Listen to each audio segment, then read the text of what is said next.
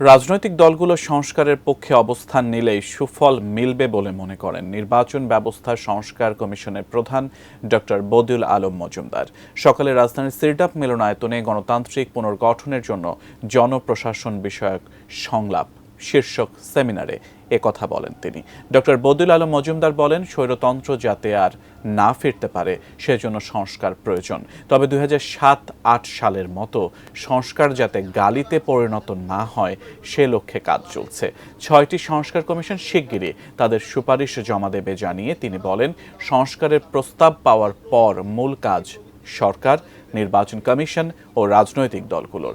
জনপ্রশাসন জনগণের প্রশাসন হওয়া উচিত ছিল, কিন্তু দুর্ভাগ্যবশত তা হয়নি বলেও মন্তব্য করেন তিনি।